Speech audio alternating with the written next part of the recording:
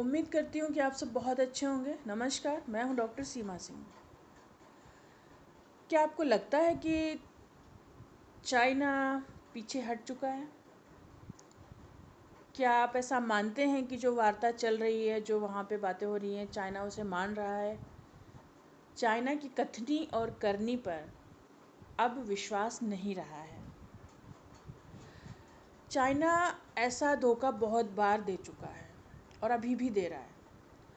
वो वार्ता में उलझाए हुए है और उसी दौरान वो अपनी तैयारियां करता जा रहा है। फिंगर 4, फिंगर 8 क्या है, ये सब भी हम जानेंगे इस वीडियो में। क्या चाइना फिंगर 4 के पीछे चला गया है? जैसा कि हम लोग काफ़ी दिन से ये चल रहा है इंडिया चाइना का बॉर्डर पे, तो पेंगोंग लेक क्या है, कहाँ पे, कौन से फिंगर तक इंडिया का है, कौन से फिंगर तक चाइना का है, एलएसी कहाँ पे है, ये सब कुछ इस वीडियो में जानते हैं। तो सबसे पहले तो देखते हैं कि एलएसी क्या है। LAC is line of actual control. क्या है ये? एक डिस्प्यूटेड बाउंड्री है इंडिया और चाइना के बीच की। अगर इंडिया चाइना बाउंड्री को देखें तो 3 सेक्टर्स में इसे हम डिवाइड कर सकते हैं। Western sector, middle sector, eastern sector. Western तो पश्चिमी सेक्टर हो गया, मध्य हो गया और पूर्वी हो गया। इंडिया क्लेम करता है, क्लेम क्या करता है, ये सच है कि इंडिया की चाइना के साथ जो एलएसी है वो 3488 किलोमीटर है, 3488 किलोमीटर लंबी है। लेकिन चाइना उसे 2000 किलोमीटर ही बता देता है, क्योंकि वो इधर लद्दाख, ईस्टर्न लद्दाख पूरा अपने नाम कर लेता है, और उधर अरुणाचल में काफ़ी एरिया और सिक्किम में वो अपना बता देता है। इस तरह से उसका कहना है कि बस हम 2000 किलोमीटर पे हमारी बाउंड्री है। वेस्टर्न सेक्टर कितना है? ये 826 किलोमीटर लंबा है। और जो पेंगोंग सो, जो हम आजकल सुन रहे हैं, पेंगोंग लेक, सो तो तिब्बतान में लेक को सो कहते हैं, तो पेंगोंग लेक ये काफ़ी क्लोज है। बल्कि जो हमारी एलएसी है वो पेंगोंग लेक से होके भी गुजरती है। वैसे तो पूरी माउंटेनस लैंड पे है। पेंगोंग लेक जो है उसका कुछ पोर्शन इंडिया में है और कुछ पोर्शन चाइना में पड़ता है। टोटल जो उसकी लेंथ है, लंबाई पेंगोंग झील की, वो है 135 किलोमीटर। उसका 45 किलोमीटर पार्ट इंडिया में है और बाकी पार्ट चीन में है। पेंगोंग लेक 14,000 फीट की ऊंचाई पे लद्दाख हिमालयाज में स्थित है।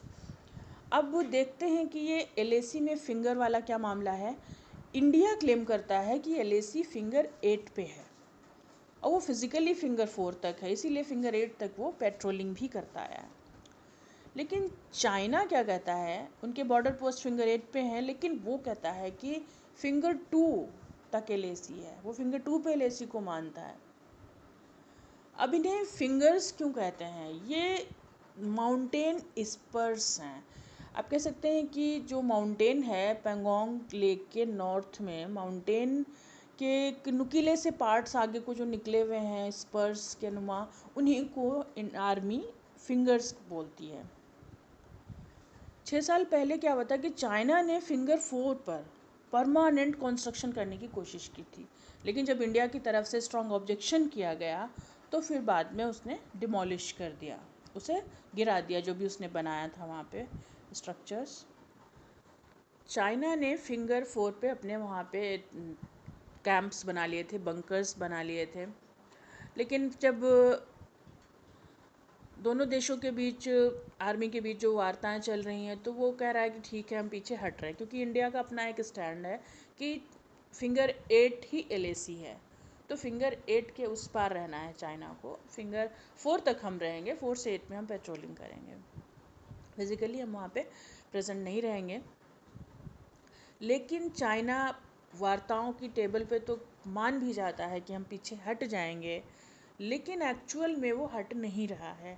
कुछ समय के लिए तो लगता है कि अच्छा वहाँ से वो पीछे चला गया है, लेकिन फिर जो सैटेलाइट इमेज आती हैं दोबारा, वहाँ फिर से दिखाई पड़ता है कि उनके वहाँ पे कैंप्स हैं, वहाँ पे चाइनीज़ आर्मी मौजूद है। तो चाइना की तो ये आदत पुरानी है कि वो कहता कुछ है, करता कुछ है, और वो कभी भी धोखा दे सकता है। लेकिन इस बार इंडिया भी तैयार है। इंडिया चाइना की बातों में नहीं आ रहा है, क्योंकि 1962 में भी चाइना ने यही किया था, गलवान से पीछे चले गए।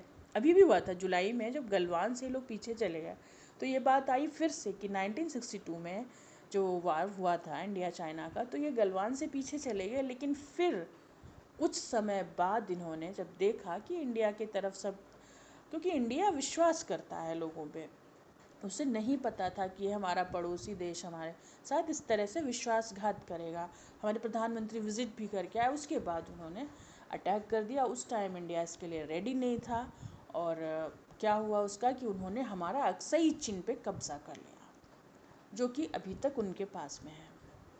और अब वो थोड़ा और आगे बढ़ना चाह रहे हैं। मामला चाहे थोड़ी सी लैंड का ही हो, लेकिन अलाउ तो हम कर नहीं सकते 1 सेंटीमीटर भी देना इस तरह से कि आइए हम आपको दे देते हैं। किसी की विस्तारवादी नीति को बिल्कुल भी स्वीकार नहीं करेंगे। ये हमारी सरकार का बिल्कुल स्टैंड है इस मामले में। मुझे यहाँ जो व्यक्तिगत रूप से लगता है कि चाइना धोखा दे सकता है, बल्कि बीच बीच में जो खबरें आ रही हैं तो वो धोखा दे रहा है। वो वार्ता में उलझाए हुए है और वो अपना काम कर रहा है, क्योंकि वो भी तैयार नहीं था। उसे लगा कि इंडिया तो कुछ करेगा नहीं, जैसा कि वो पहले बीच बीच में कर देता था, इंडिया बोल नहीं रहा था। लेकिन इस टाइम इंडिया पूरी तरह से तैयार है, इंडियन आर्मी पूरी तरह से तैयार है। इसलिए चाइना को लगा कि अरे हम तो तैयार नहीं हैं उतना, इंडिया रेडी होके खड़ा है, तो वो थोड़ा सा वार्ता में उलझा रहा है, वो अपनी तैयारी कर रहा है। इसलिए हमें बहुत ही सतर्क रहना है।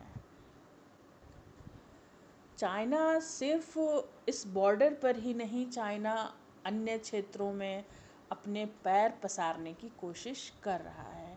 वो अरुणाचल प्रदेश को अपना बताता है, सिक्किम में कुछ एरिया अपना बता देता है, भूटान में भी कुछ टाइम पहले उसने कुछ एरिया अपना बता दिया। तो वो अलग अलग जगहों पे अपना एरिया बताने लगता है। तो इस समय चाइना का इलाज ज़रूरी है। इस बार मामला आर पार का है, चाइना को पीछे जाना ही होगा। यदि वो सीधे तरीके से नहीं जाता है तो उसे दूसरे तरीके से जाना होगा। Thanks for watching.